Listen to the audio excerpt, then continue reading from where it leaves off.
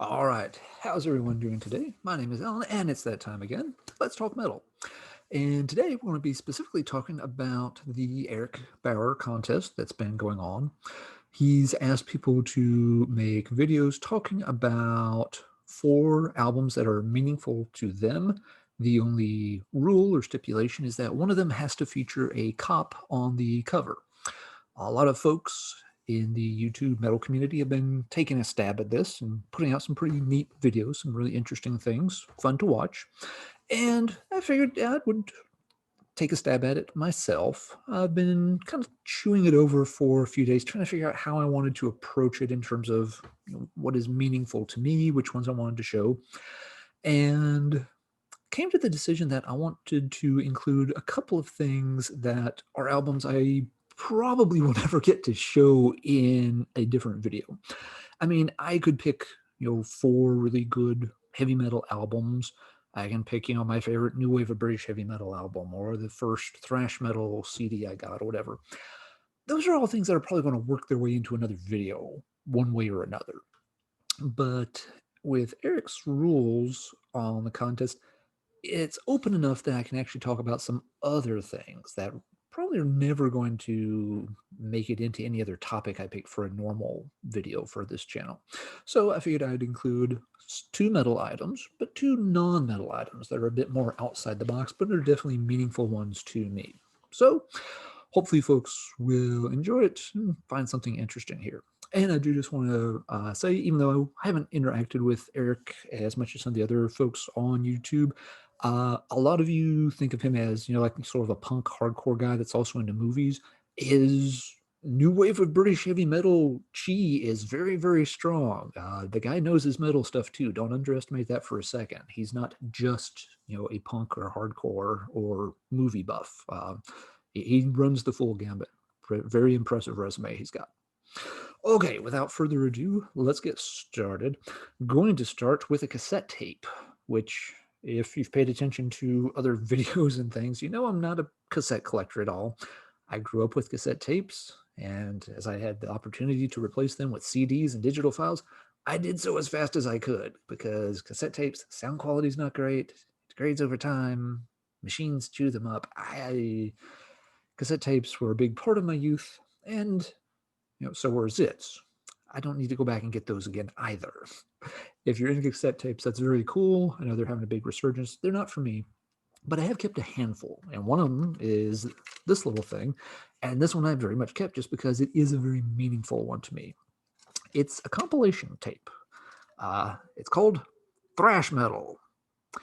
Not exactly one of the long lost classic compilations known far and wide. This isn't U.S. Metal Volume 1 or Metal Massacre or anything. So what the heck's up with this weird cassette tape? This was something I found in that $4.99 bin of cassettes they used to have at every truck stop and gas station you would stop at back in the day. Got this when I was in high school. Had been listening to metal stuff for, I don't know, a year or so. So this would be like maybe 1990, 91 at latest. Maybe, probably wasn't 89. It was probably around 1990. Um, I grew up out in a very rural area. Biggest city of any note was over an hour's drive away. So there were no record stores around. Very hard to check out new music. And so anytime I went anywhere with my family, I would look any place I could to try to find, some new tapes. And again, at this point, I wasn't even buying CDs yet. I was just buying tapes. So my dad and I had gone somewhere that day, probably to some kind of flea market or yard sale hunting. He and I used to do a ton of that stuff. He's always been into that.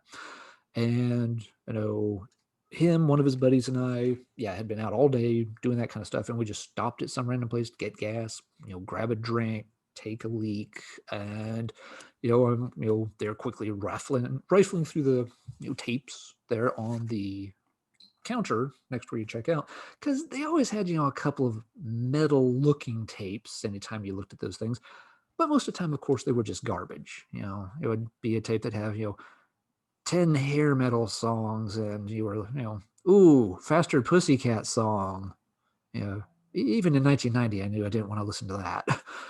But you always checked because, again, it was one of the few chances I had to be out and about and maybe find something.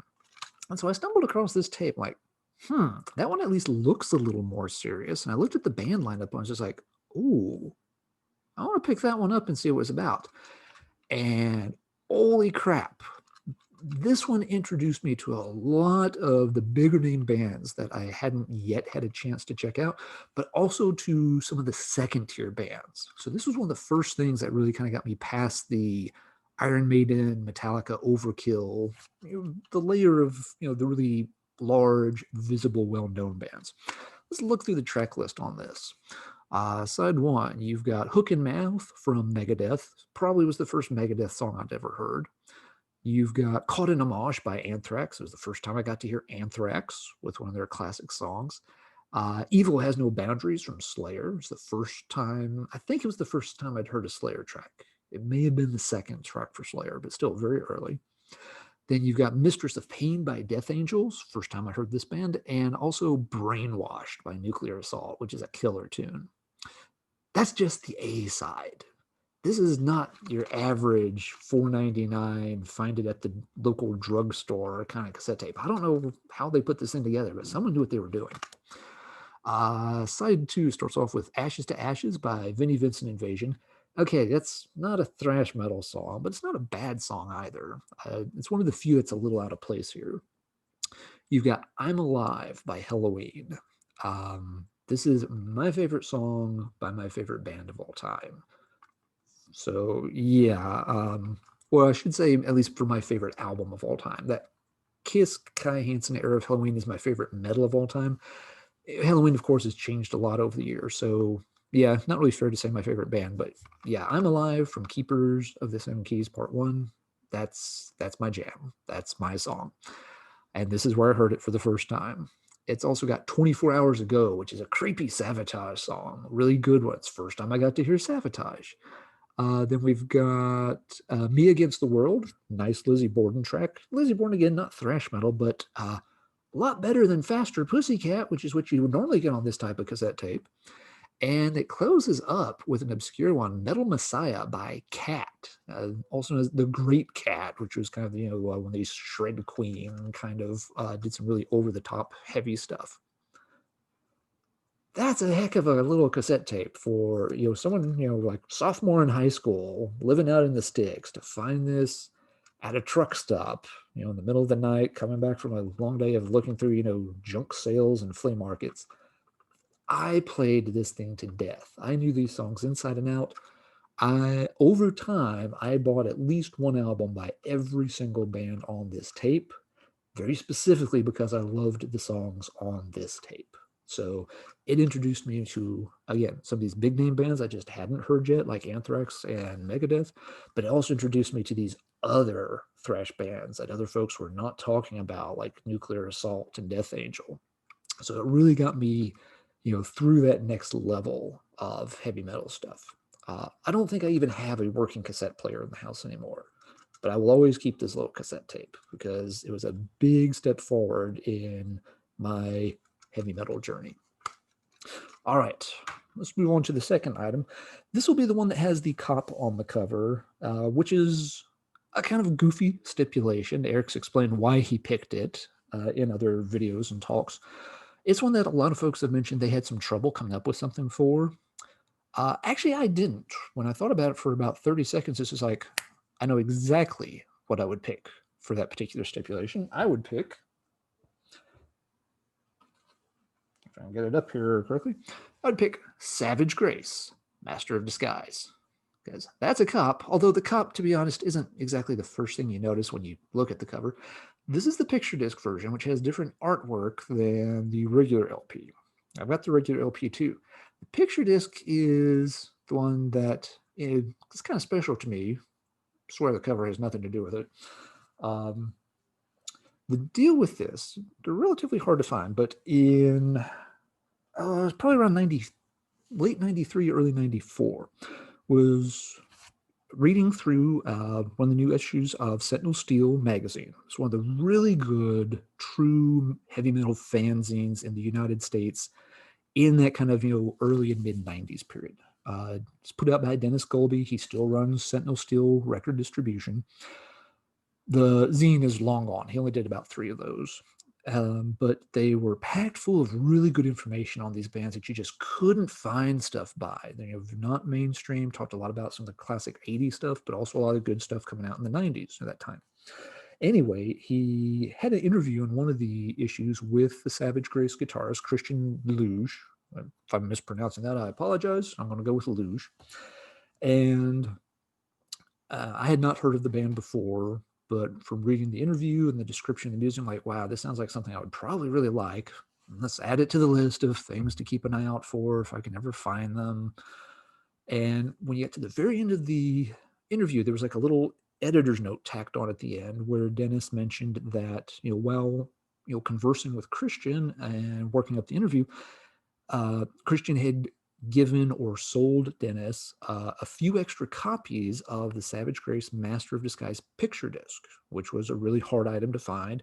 And Dennis was offering them to folks for like $15 a piece. He's like, hey, Christian was nice enough to, hook me up with a bunch of these. So if anybody doesn't have this, it's a pretty rare item.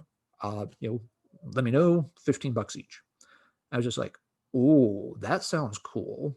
Now, I had not seen the item at all. There was no picture of it in the interview, I don't think. I didn't dig it up to look at before this. Probably should have, but oh well.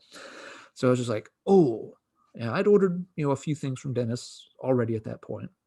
And so, yeah, I called him up right away. I was like, hey, you just finished reading, the Savage Grace interview. That's really interesting. And like, check that band out. Do you still have a picture disc? He's like, yes, I do.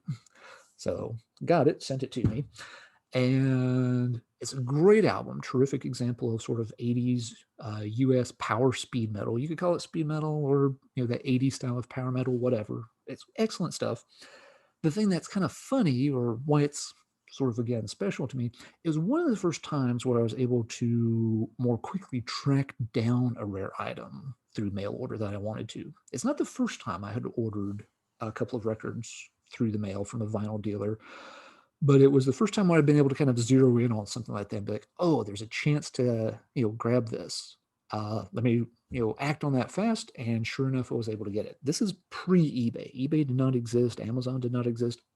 Your options of finding things like this were very few and far between. So it was a really cool thing for me that I was able to get this kind of rare thing. Got it for, great price, I thought. And the funny story that's kind of attached to it, though, is, Dennis got it sent to me right away, had it within a week, no problem at all. But I was at college at the time, and I did not have a turntable at that time, which usually wasn't a big deal because they had a lot of turntables over at the college library. And so if I wanted to hear records, I could, drag them over there with my textbooks. And they just had turntables sitting out in like one of the big study lounge areas. And you could put on a record and sit and do your homework, listening to an actual vinyl. This is kind of weird because by this point, vinyl was anathema to pop culture. CDs had completely killed vinyl by this point. So it was always strange to me they still had these, lines of turntables for people to use. Very few people used them. I think they mostly kept them for students that were taking like some of the foreign language classes and had to listen to these old discs on how to speak French and stuff. So anyway, I was like, great, I want to run over there and, play this record. And about the time I got to the library, it dawned on me that, wait a second, I'm about to sit down in a study lounge full of folks with a turntable with just a clear top on it where anybody can see what you're playing. And I want to have this thing spinning around at 33 RPMs. That's probably not a good idea. So kind of had to revise my plan, and I waited until Sunday morning to go to the library because nobody goes to the library on Sunday morning.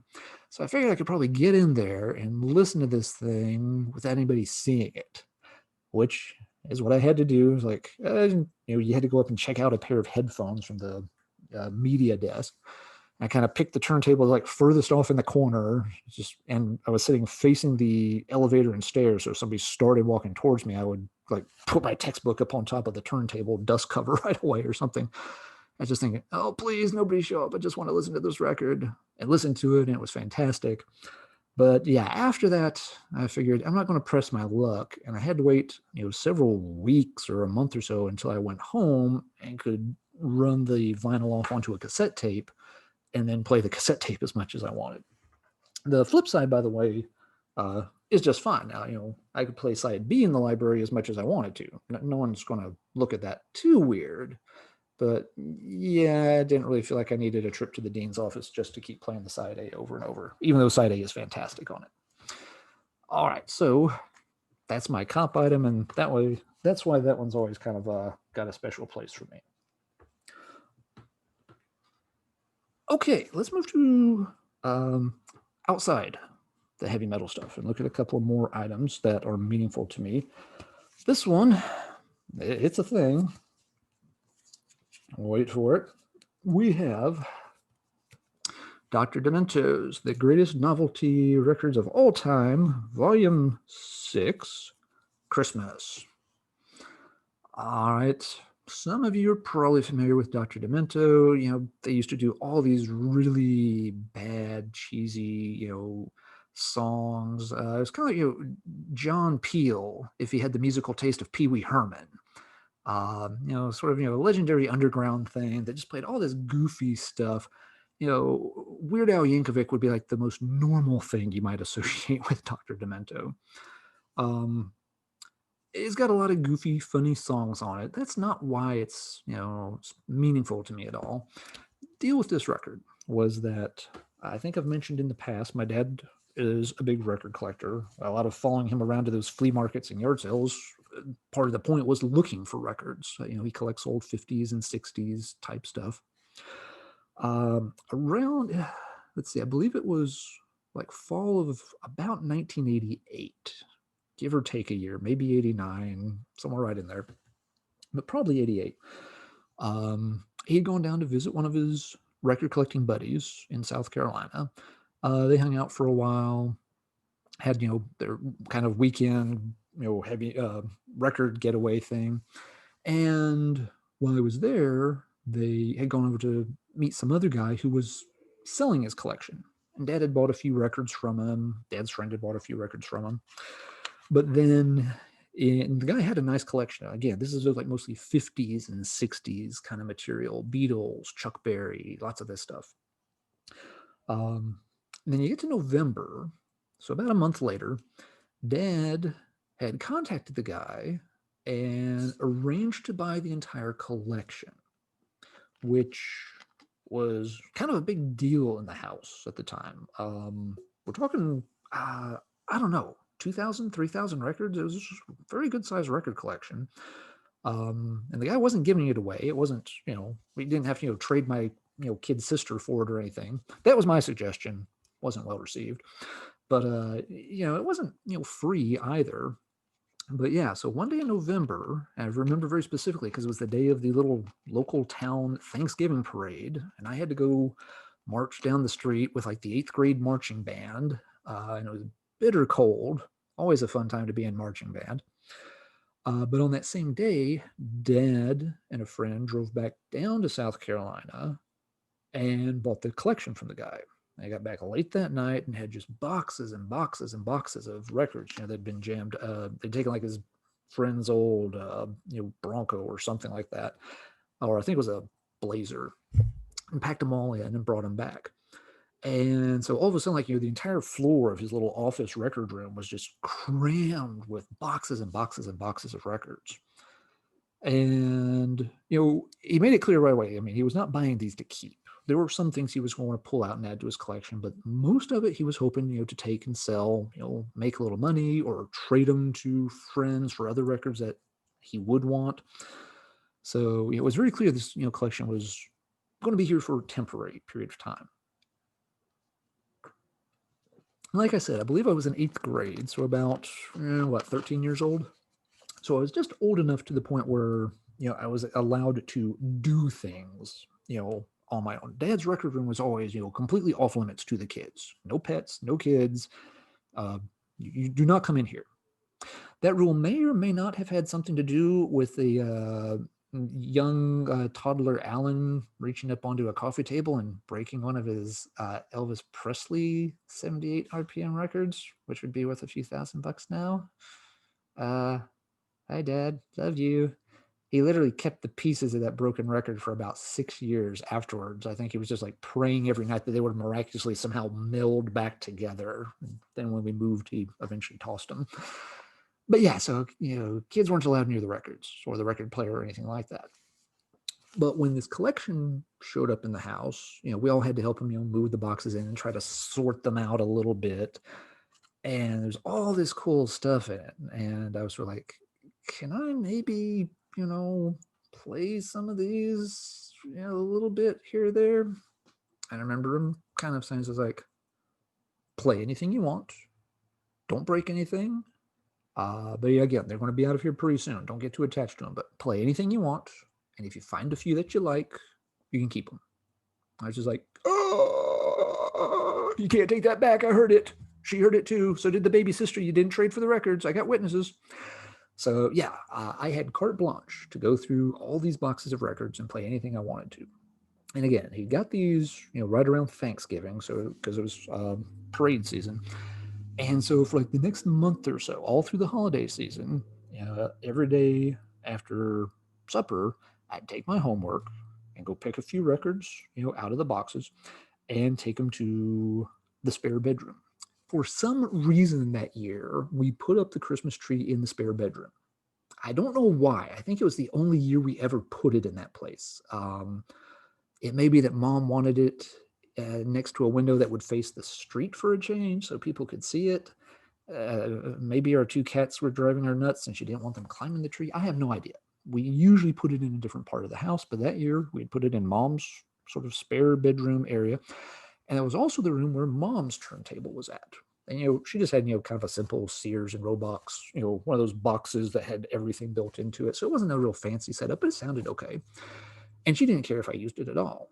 Dad's turntable, no, you're not using that. Mom, can I use your turntable? I don't care.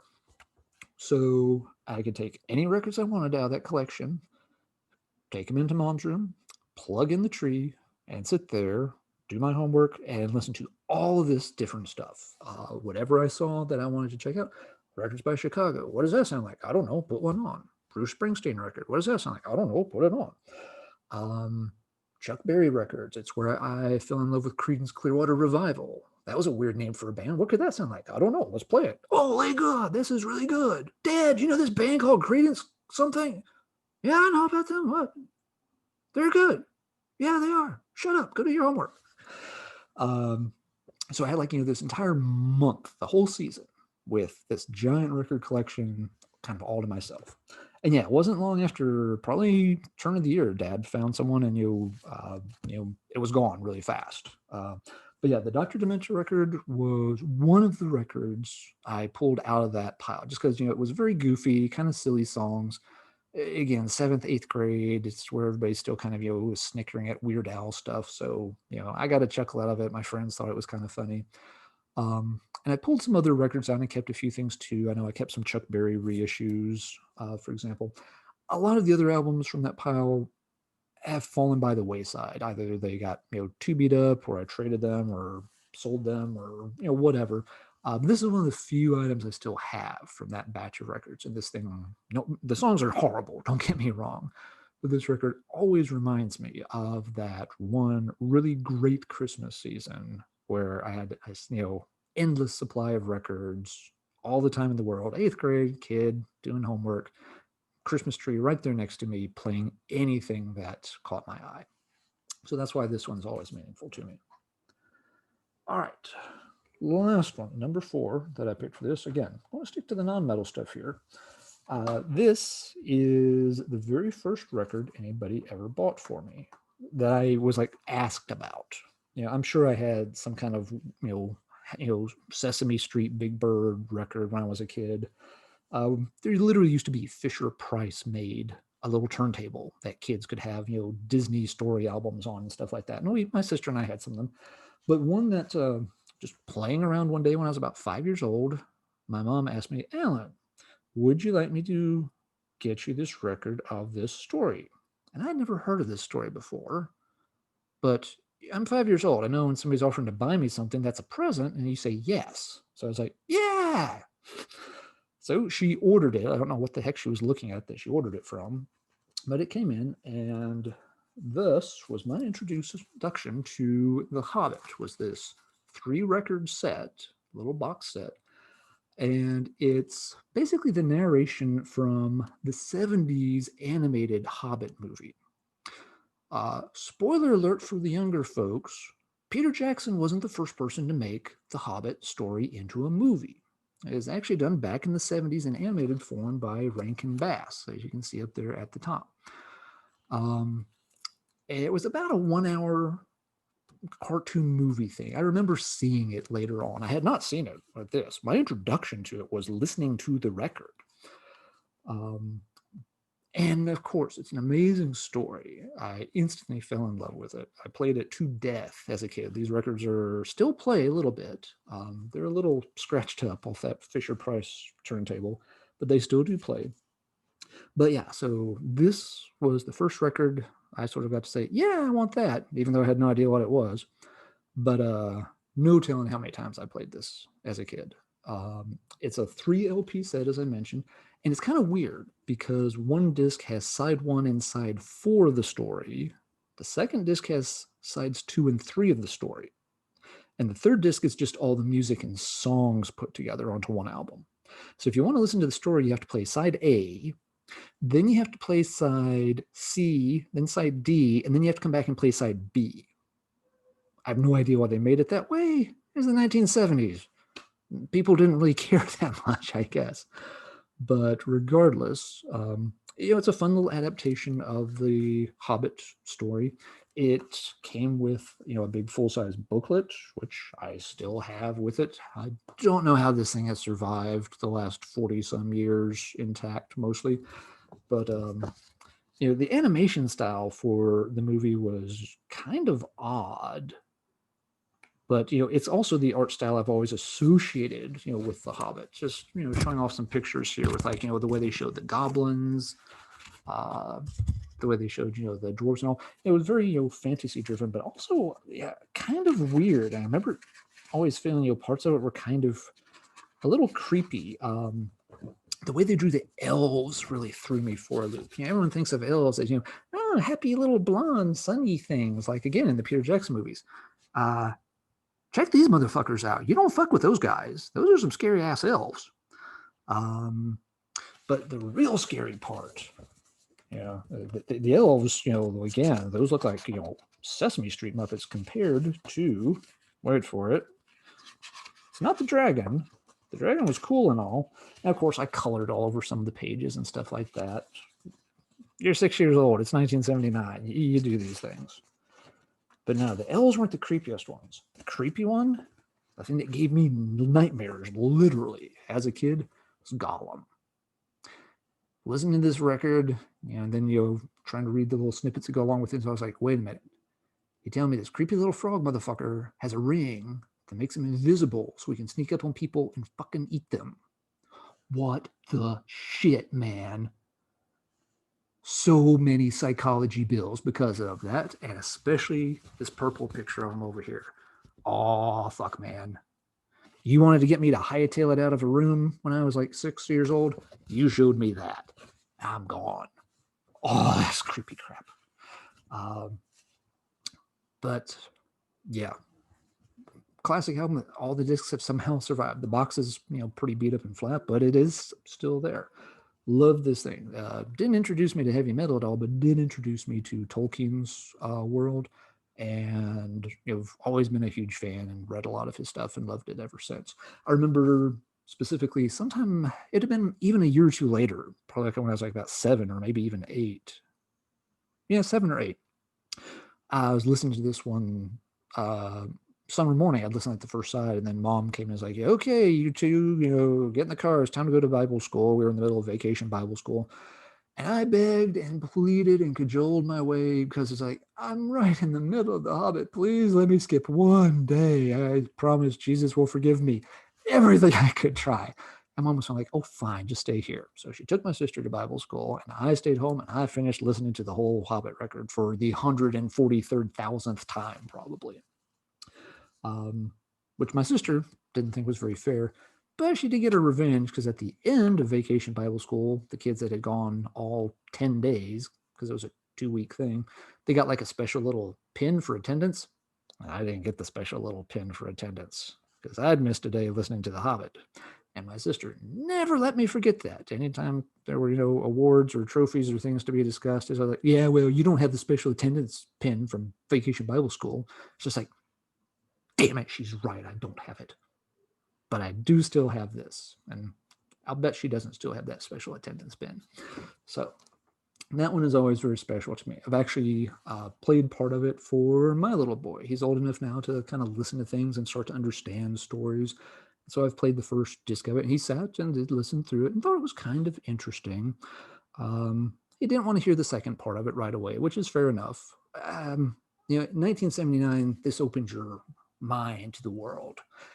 These days, my poor old Hobbit record collection has to compete with every episode of Paw Patrol being put on YouTube, as well as a million other things. So, yeah, I understand that it may not quite work for a new generation, but it was always a big deal for me. All right, I've blabbed long enough, so we can talk metal in the comments below still, but if you're not going to do the Eric Bauer contest, you can still take the opportunity to leave a comment below and tell me, what are some of the meaningful albums in your life, especially things maybe that are a little more outside the heavy metal box. We all talk about metal all the time because we love it so much, but this is a good opportunity to think about some of those other things that are special to us that is never going to come up on a Friday night stream. You're just like, yeah, man, any of you guys got this? This right here's the shit, man. You won't believe how heavy this is. Check this out. Elves. Probably not going to happen. All right. Until next time, everybody stay safe and keep banging your head and reading Hobbits.